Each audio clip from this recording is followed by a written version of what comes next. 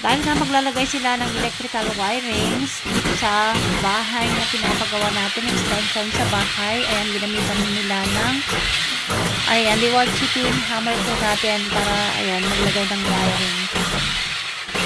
Ayan, sa mga naghahanap po dyan ng chipping hammer, eto na po ang ating reward energy chipping gamit po natin.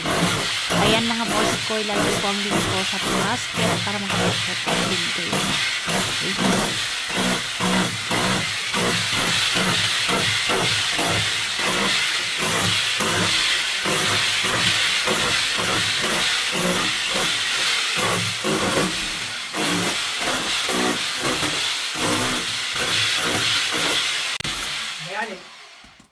Hindi ba lasang naman? Kaya po muna. Kaya pala talaga.